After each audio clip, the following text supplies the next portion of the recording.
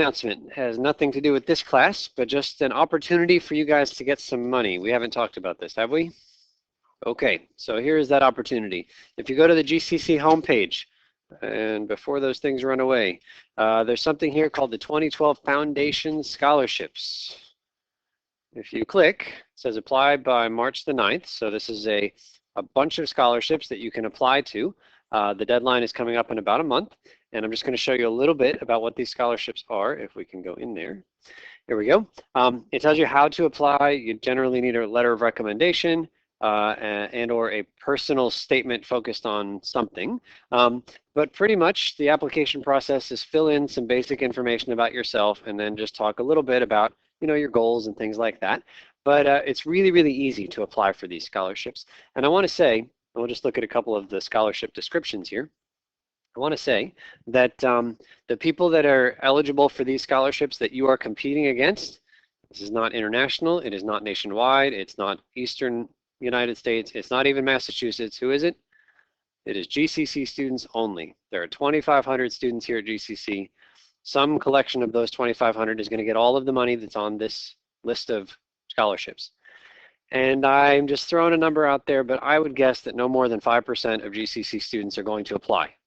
So 5% of 2,500 is about 125 people. You will never have better odds in your life of getting some free money as right here and right now. So I'm just encouraging you to take a look at this, this page. We'll just have a look at a couple of the different scholarships. First, maybe I can scroll through real quick. Here is a list of all the scholarships that some GCC students will get. There are a bunch. I'm just going to show you three. The first one is here at the top. 25th anniversary scholarship. There is one award worth $825. I don't know about you. To me, that sounds like real money. This award is made on the basis of scholarship, financial need, and character. I'm going to scroll down a little bit. We'll go to this top one here. This award, one award for $550. It is given to a female student to help her make a transition to academic life. All right, half of you just got happy and half of you just got excluded. But the point is that you, personally, you are in some of these things which are narrower and narrower out of the GCC population. So it's really just a matter of finding the ones that apply to you, and I bet you'll find a bunch. And then I'll just show you one more. Any business majors in this class? Raise your hand. Any business majors? Yep, we've got a couple in the back maybe. All right, this award is $850. It is given to an outstanding student in business or a business-related major. So look through the list. Some of them will exclude you, but a lot of them will include you. And like I said, your odds are really, really good at this moment in time. Just throw your name in the hat. Any questions about this? Again, the deadline is about a month away. It is not a rigorous application process. I think it's worth your time to throw your name in the hat. Okay, so that is that. The next thing I wanted to talk about is the videos. We haven't talked about the class videos yet, have we? No. Okay, so for the last few classes, I have worn this funny earpiece in my ear, and I will show you now what I have produced that is a resource that you can take a look at. If you go into Moodle, and if you don't know how to log in, there's directions in the syllabus. The very first thing here is called How to Access Class Videos. If you download that document, you will find this thing. And this thing right here is basically just a web page. And if you go to that web page, if you mouse over it, it says Control-Click to follow the link. So you control and you click. And if everything is set up right, then some media player will open up. I'm going to fast forward just a little bit. See if we can find some place where I'm writing something. A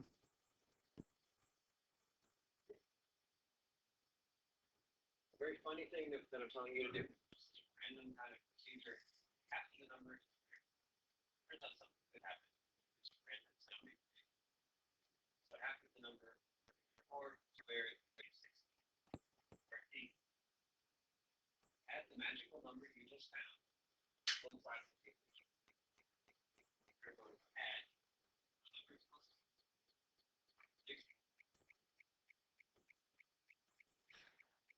Okay, so we'll pause. What's that? This helps me sleep.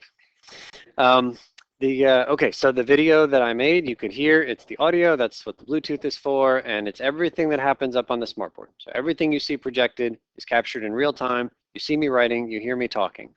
It's just another resource. Don't feel obligated, but you should know that I make videos. I'm going to be making videos for every class from here on out. So if, for example, you were absent last class, you might take a look at it, see what you missed. It's not a substitute for being here, but it's, I think, the next best thing. If there's a part of today's class that you're just really kind of hazy on and you want to see it again, go see it again, right?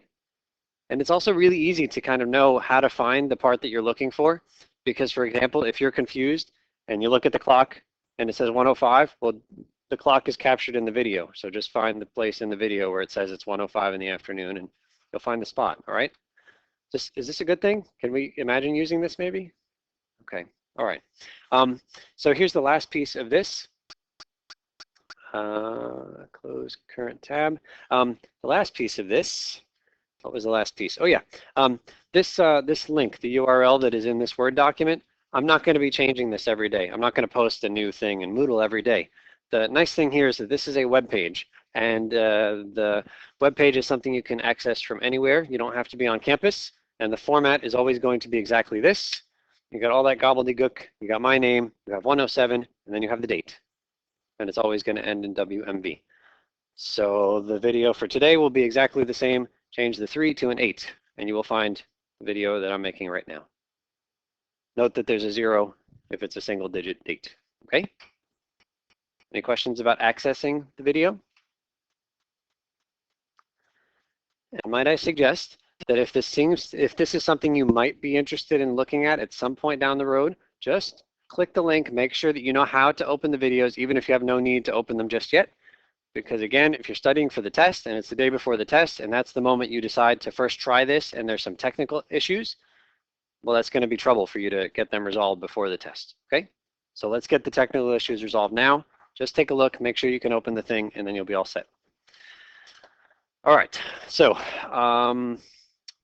last thing here is the calendar. And today is, what is today? 8th, there, thank you. All right, so today is the 8th. What do we have happening on Friday?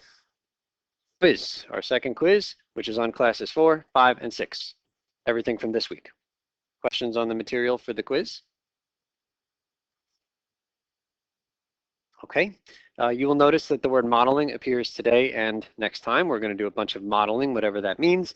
And then we have a few days talking about graphing stuff. You can see graphs, graphing, graphically. So the next couple of days on modeling, 3 days on graphical stuff, and then a review day for our tests, and our tests, which is still kind of far away, but is coming, February the 24th.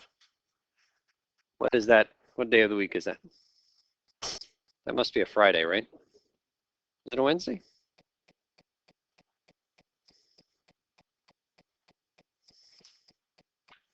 Actually, I'm kind of confused looking at the dates. What? That's a Friday? Do we not have school on the 20th? It's February 20th, anything? Oh, I wonder if, I think that's President's Day. That's why the 20th doesn't appear here. Okay, so this is, the test is on Friday, which I guess is 2 weeks from this coming Friday. So it's coming, a little bit over 2 weeks. All right, so that's the calendar and the schedule. And like I said, we begin here on page 26. And I will tell you that the goal for today is to answer 7 questions. That is all. 60 minutes for 7 questions. You might imagine then that the questions are a little bit involved. These are not going to be 30-second questions. These are going to be lengthier questions. In fact, all of the questions are going to be known as what how would you categorize these kinds of questions?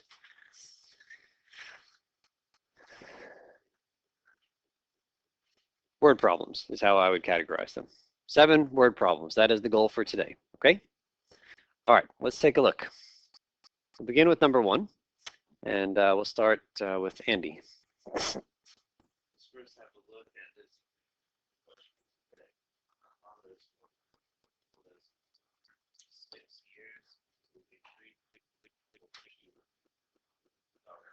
Okay, raise your hand if you got this one, if you think you got the right answer over the questions of the day. Good, a bunch of us.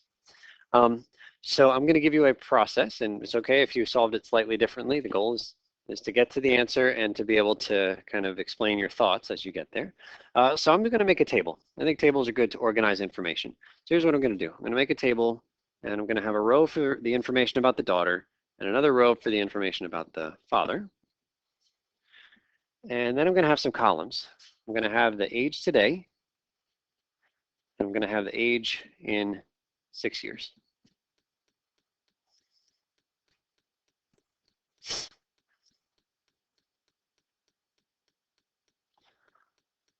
Okay, we don't know any of these things. We're going to have to introduce at least one letter, a variable.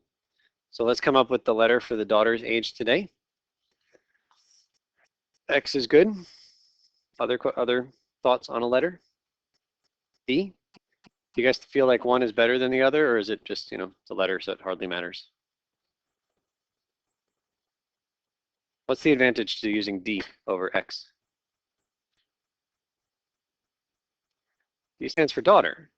And I know that X could stand for daughter just as well as D, but at the end of this problem, and sometimes these problems take, like 10 minutes to get to the end, you might forget what was that original letter representing. And I feel like calling it D gives us one less thing to try to keep track of. So feel free to use X or any letter you want. But I'm generally going to try to use a letter that represents the thing we're representing. Okay. So given my whole spiel there, what letter do you want to use for the father's age today? F for father. I'm not going to do that. I never said I was consistent. I don't want to introduce any other letters. I would like this one to only have D's in it. So you're welcome to use F, but I feel like we can get away without. It says a father is 4 times as old. How old was the daughter? What did we call that? We called this one D. So how old is the father? 4 times as old. 4 times D. So this is 4D. And if I have an opportunity to keep things with one letter instead of 2, I'm going to grab that opportunity every time. Okay, so then we get to this 6 years business. I'm not even going to read the sentence. In 6 years, he will be 3 times. Like, it's complicated. I'd rather just figure out what's happening in 6 years independent of the sentence. If the daughter is D today, what will she be in 6 years? D plus 6. Today, the father is 4D. How old will he be in 6 years? 4D plus 6. Agree? I'm just adding 6 to the first column. I'm sorry, Eliza? Okay, like this? Okay, so Eliza is saying that you take the daughter's age in 6 years and then you multiply it by 4. The first sentence said a father is. We were talking about today at this moment in time. And so actually putting the parentheses changes it and it's not right anymore. But it's a really good thing to bring up. I'm glad you brought it up because it seems like a natural thing to put. But we're not multiplying the daughter's age in 6 years, we're multiplying it today. 4D is one thing, that's the father today. 6 years from now is just add 6 to that thing. And then we get up to the sentence. In 6 years, he will be 3 times as old as she will be. Those are the quantities that represent him and her in 6 years. He will be 4D plus 6. He will be 3 times as old as she will be. 3 times what? D plus 6. That's him. That's her. 3 times as old.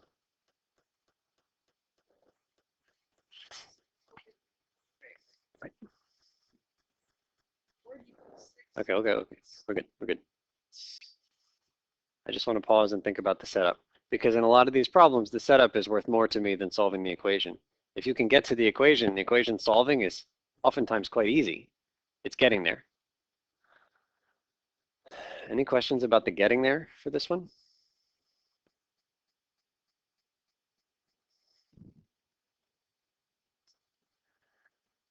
And I don't mean to imply, so like when you see me get there, with these word problems in front of you, it's always neat and no mistakes, and we just get from start to finish in one smooth, continuous pattern, right? And that's not the way it goes until you've done a lot of these things. So don't be surprised or discouraged if you have some false starts, or if it's not even clear to you, how do I set up the table? What should the rows be? What should the columns be? Like, it looks smooth here because I'm very practiced. If you guys had as many years of practice with doing this, you would be smooth like this too. So like, the goal is not necessarily start to finish every time, no mistakes, no problems. It's not realistic. But the goal is to be able to get there at some point in your own time. And you get better at it with practice. Michael.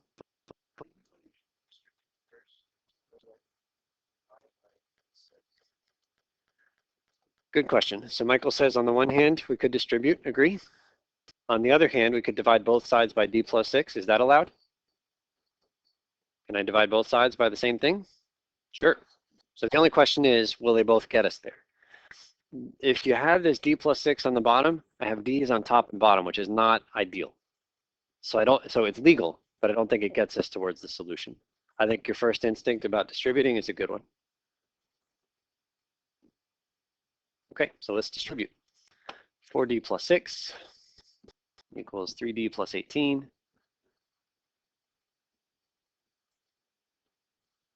And take a couple of steps to get to the daughter's age.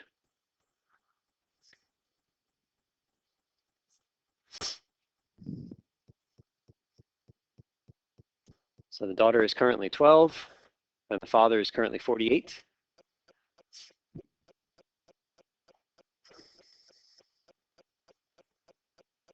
And then just to make sure that things work out okay, if I go 6 years into the future for these folks, how old will she be? 18. How old will he be? 54. Will he be 3 times as old as she will be? Yes, 54 is 3 times 18. Questions on that one?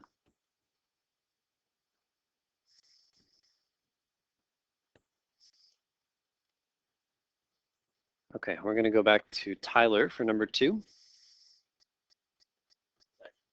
Oh, wait, you're Taylor. I called you Tyler earlier, but you're still Taylor. Tyler.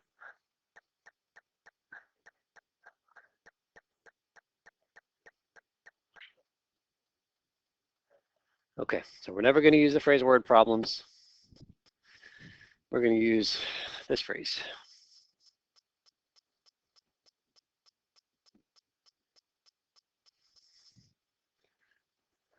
Okay, so first, nobody wants problems, right? Problems have negative connotations. We want opportunities. And who doesn't like a good story, right? Words can be boring, or at least they could sound boring. Story opportunities. It's just this little change in attitude. I'm telling you, it's going to solve all your, I was going to say problems, but opportunities. All right, we'll go to 3 for Michael.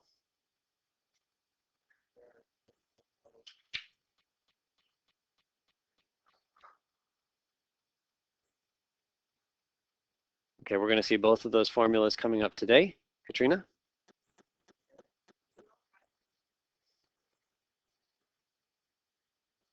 Go ahead.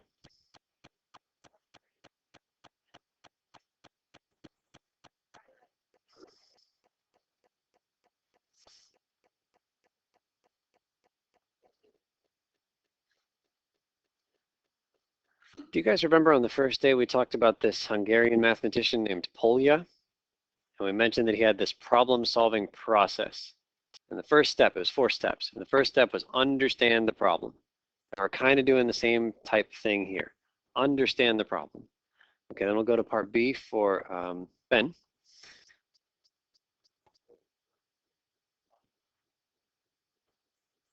Okay, we'll go to Serge for C.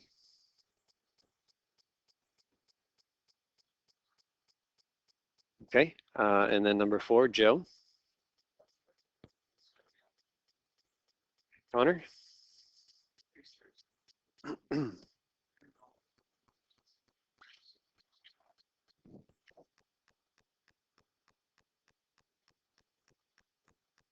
Okay, so let's see if we can try this one.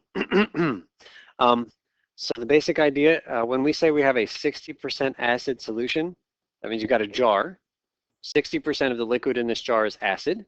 The other 40% is, well, just think of it as water, I don't know, saline, something else, not acid, okay? If it's something that's 100% acid, that could be like really, really strong, maybe dangerous. It's diluted. So 60% acid means 60% of this liquid is acid and the rest is some other thing that we don't really care about. So you got two jars, right? One of them has 60%. What does the other one have? 30%.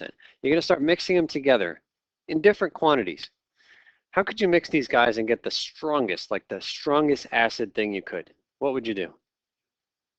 Just 60, right? Only use 60, that's the strongest. If you want the weakest you could get, just use the 30. If you mix them together, you're going to get all numbers in between 30 and 60, right? You can mix these things in such a way to get any number between 30 and 60. In particular, I'm looking for 50. So at least it seems reasonable that I could mix it and get a 50. Last question, and then we dive into the problem. And I want you to answer this in your groups. Just check in with your neighbors. Do you think we're going to be using more of the 60% or more of the 30%? Talk to your neighbors.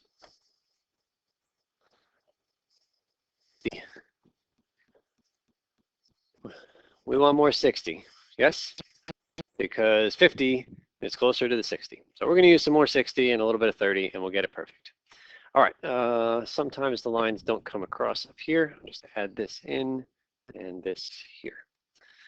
Okay, first thing, we have some 60% and we have some 30%. I feel like maybe the 60% solution we can call X.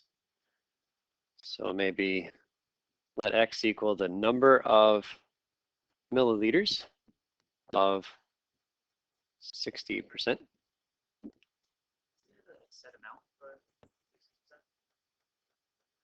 Oh my goodness, you are right. I should read the problem. Wasn't that step one? Don't rush to write an equation. Read the problem. We have 300 and we want to add 30%. Righto. So how about we let X equal 30%.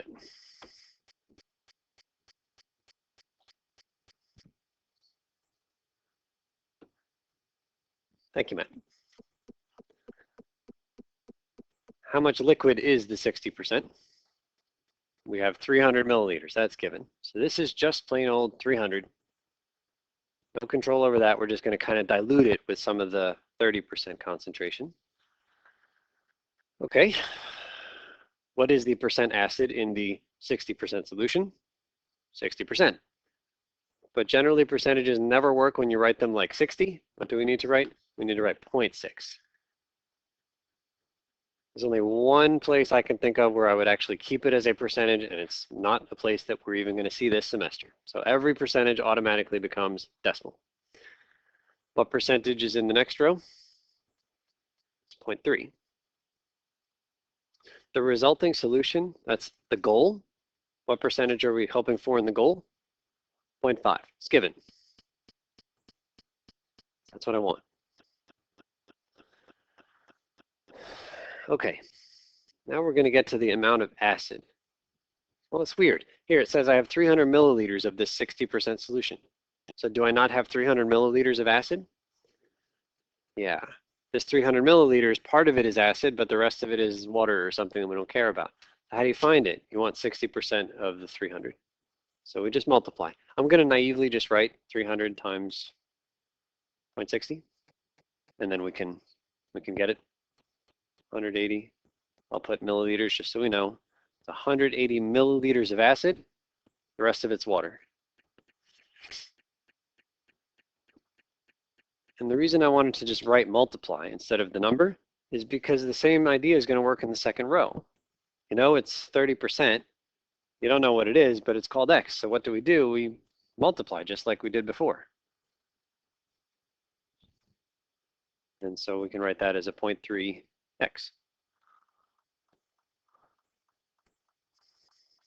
Question so far?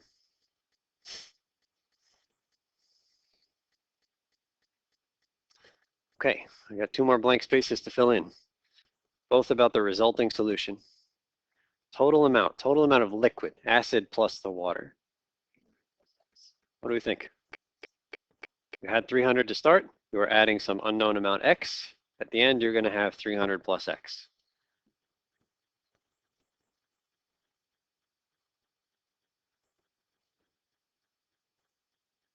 And then how do you fill in the last column? You multiply, just like we multiplied the first two columns up above. So we multiply over here, and it's going to be 0.50 times 300 plus x.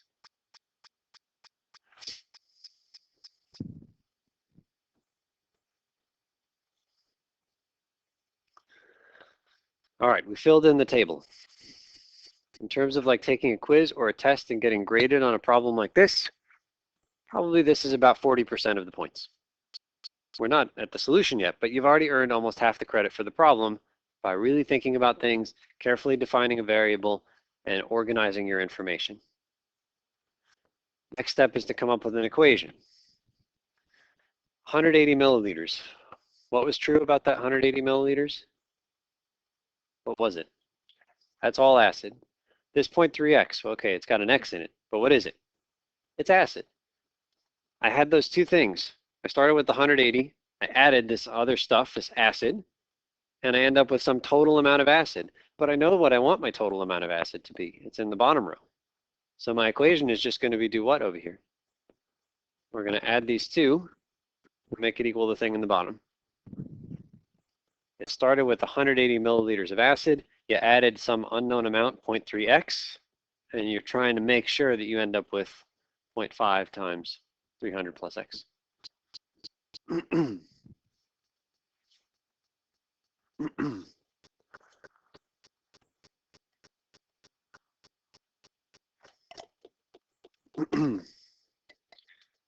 Maybe we're at like 60% of the points now. Haven't even solved an equation yet, but getting that equation is worth a bunch. And then we have to solve.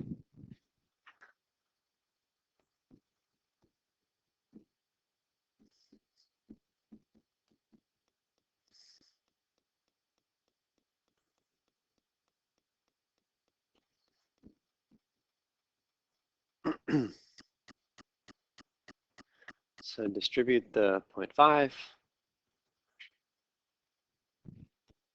Get the numbers to the left, the x's to the right.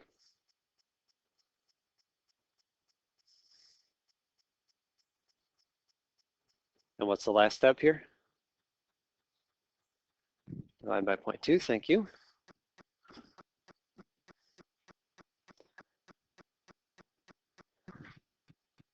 And we get x equals 150.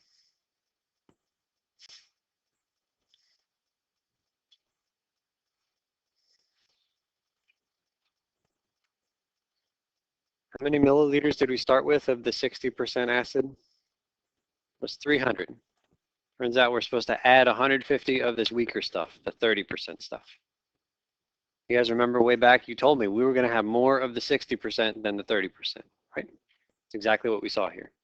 Turns out twice as much of the strong stuff compared to the weaker stuff. Questions on that one?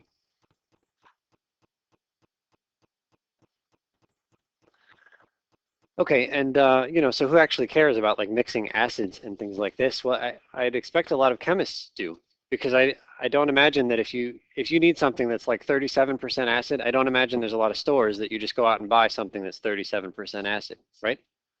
But I bet you could find 50% and 20%, and then you got to come up with a way to mix the, like there's only certain things that you can buy in the store, and they need to come up with a way to mix them to get whatever they're interested in.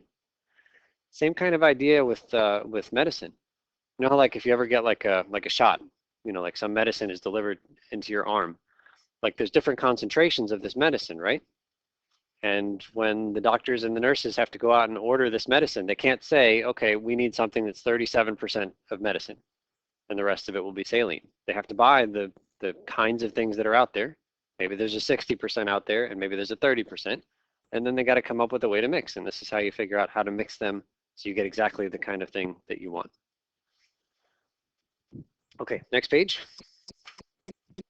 Number 6, we are up to Megan.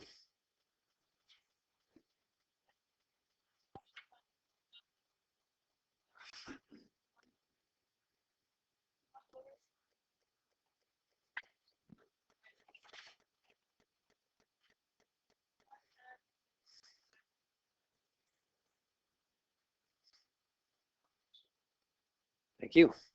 Okay, so let's give this one a shot. You can see that I've made the table already. I've put the labels in them. for your homework examples. They're not always going to have the tables already made. For the quiz coming up, I think I will give you a table. Yes. So on the quiz on Friday, that like I've already given you a table and it's already labeled. But you know, with practice and with time, my expectations will go up, and I'm just going to give you the problem, and then it'll be your job to create this. But for Friday's quiz, I'll give you the table. Okay, let's see if we can start labeling. We're trying to take this $10,000 and split it up into these two different funds. So it feels quite natural to me to call one of them X. So that means that X is the amount of money in the lower rate fund.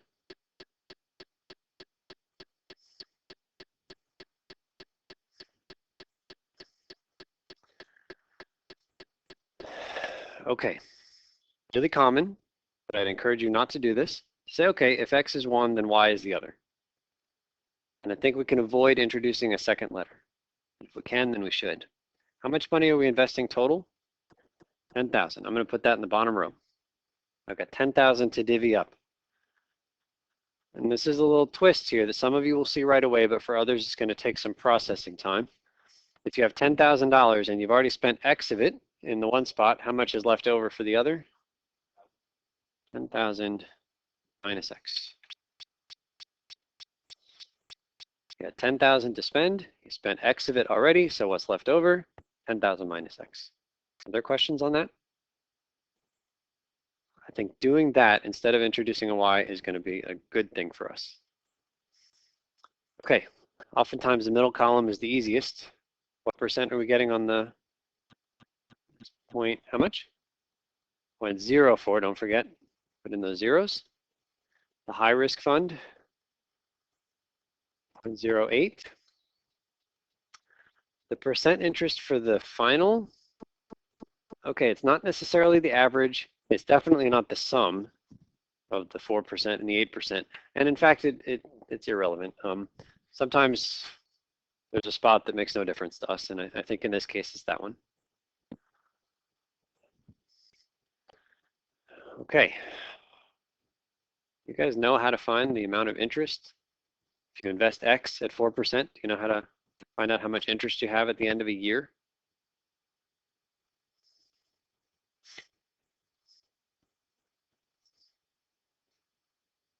Sarah says percent interest times the amount you invested. Let's check with some numbers. It's tough with X's. What if you have $200 and you get 8% interest? Could you tell me how much money you end up with at the end of the year? How much interest you gain? This 8% is an annual interest rate. It's for the whole year. You get 8%. Yeah, and I think if a few more people are saying, oh, okay, I multiply them, right? 8% of 200, that's what the bank is going to give you. So this turns out to be 16 bucks at the end of the year. Michael? Okay. So let's come back to Sarah's suggestion. She says you take the amount of money and you multiply it by the interest rate. Is that right? Yes, it is. So the amount of money is X and the interest rate is 0.04. So right over here we go 0.04 times X.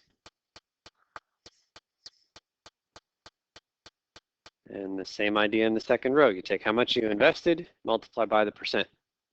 0.08 times 10,000 minus X.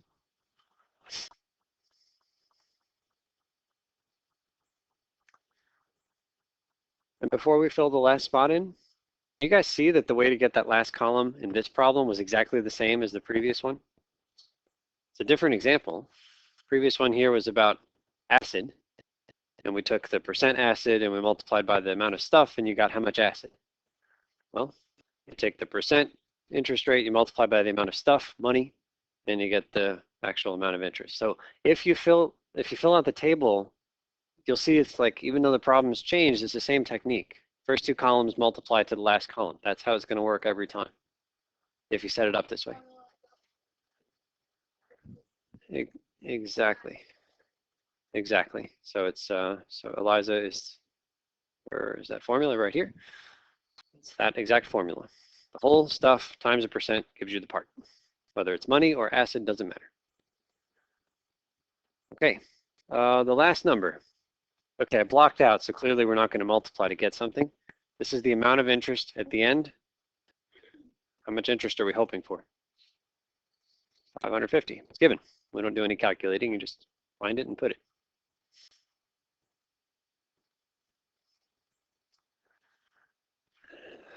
And then we come up with our equation.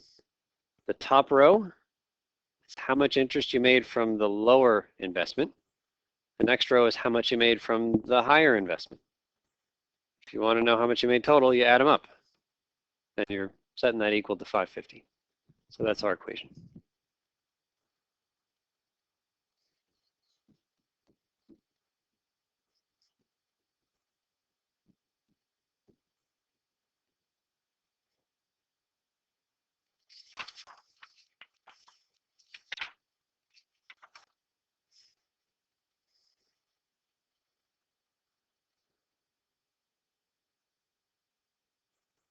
So take a minute or two in your group, see if you can make some headway on solving that equation. If you can, look to your neighbors and make sure they are making headway. Help them if you can. Okay, so first we'll just have a look at the solving of the equation, and then we'll answer Michael's good question there.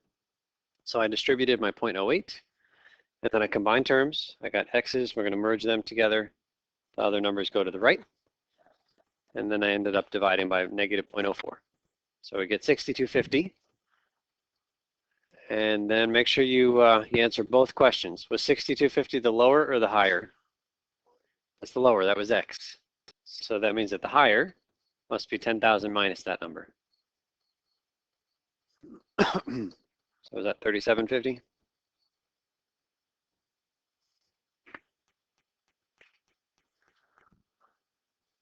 Okay, so we're supposed to invest 6250 at the lower rate, 3750 at the higher rate, and we'll end up with exactly 550 bucks at the end. And then Michael's got a very good challenge question for us. How do we know this is the only answer? Michael feels like there should be other ways to put our money into these two funds and maybe still get the same $550 in interest. Thoughts?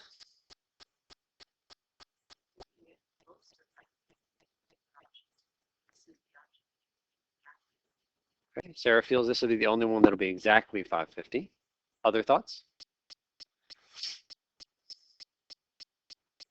If you put more money into the 8% fund, what will happen to the amount of interest you end up with?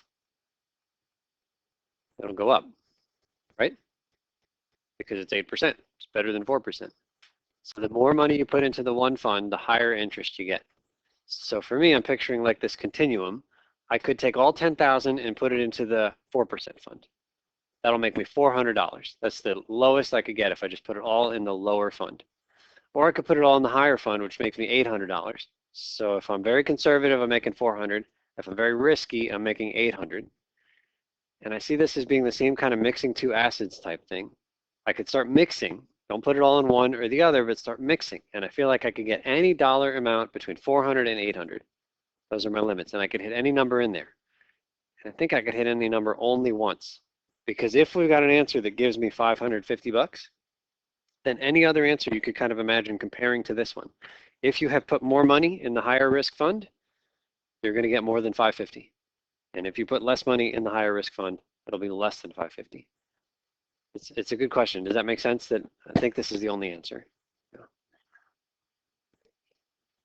Good question. We will talk about that word, the word function we haven't used yet in class.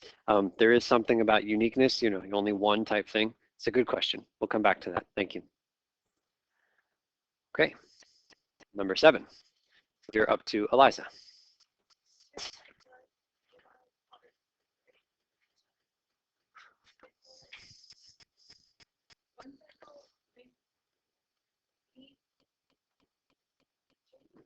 Two hours. Sorry about that. Okay, so make sure you put a 2 where that hole punch is. That is a very important part of this problem.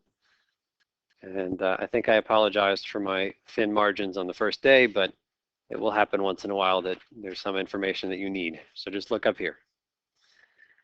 Okay, so we've got these two cyclists going towards each other, and at some point they're going to meet, and we want to find out how fast each one is moving. So the rate for the slower cyclist, I don't know, R. R equals the rate of the slower cyclist.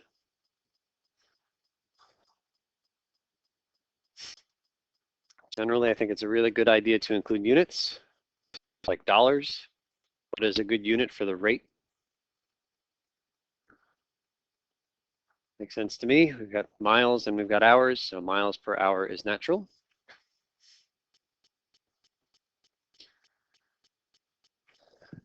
Okay, and we get this key phrase here.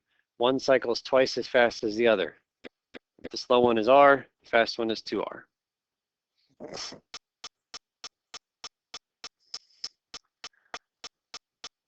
Okay.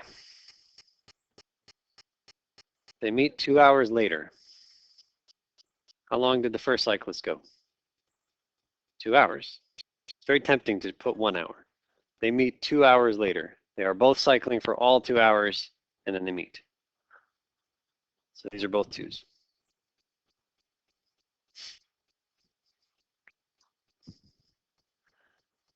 And then the distance. This formula was written on the previous page, but I'll put it again. If you take the rate and you multiply it by the time, you get the distance. This is something you know to be true. Maybe you don't know it in symbols, but if I said to you I was driving 60 miles an hour for 2 hours, what would you do to figure out how far I went? You'd multiply them. This is a very natural thing for you to do. 60 miles an hour times 2 hours gives you 120 miles. You know this formula even if you haven't seen it like this.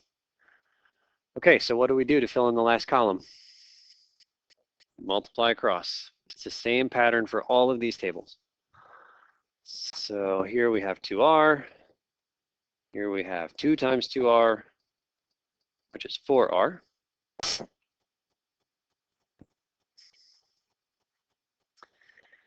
Okay, now we haven't done anything for the whole trip yet. So first of all, what's the distance for the whole trip? It's 90. That's how far apart they are at the start. Does it make sense to talk about the time? Okay, I don't know, sure. I mean, you can put 2 hours if you want to. Does it make sense to talk about the rate for the whole trip? There's 2 different people here. I don't know how to combine them and get one rate. I don't think we need to fill in either of those. So the key here is going to be able to take all this stuff and get an equation. Well, if you've been paying attention to the pattern, how we come up with the equation, it's the same way to get the equation here. What did we do up above to get an equation? We added the first 2 and we made it equal to the last thing. Okay, I'm going to do that down here. I'm just going to write it and then we can talk about it. 2R plus 4R equals 90.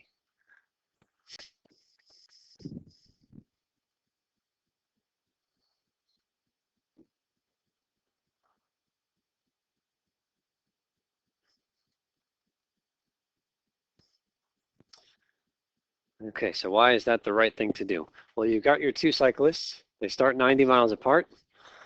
One guy goes this way.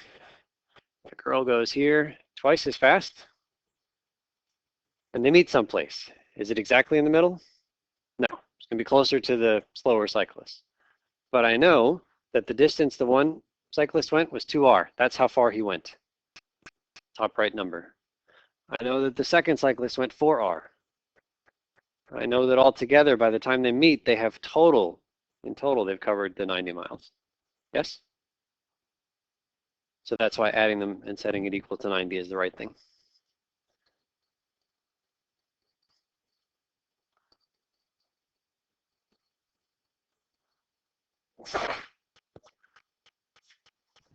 Okay. So he was going 15 miles an hour. She was going 30, which is really quite fast. You should think about the Tour de France. Could do 30, right? They can't do sustained 30 miles an hour, can they? Maybe downhill. Can they? They don't average 30 miles an hour, do they? Yeah. Like on flat riding, a professional cyclist? I thought they were in the 20s somewhere, but I don't really know. I don't know. Okay, so that's the answer to the question. Any questions on this? Okay, I promised we were going to do how many problems today? 7. We have done how many? We did 4. Don't forget the son and daughter question, or the father and daughter question. We've done 4. That leaves how many for you to do? 3. And you have 24 minutes in which to do 3 problems. You can do it. They start on the next page.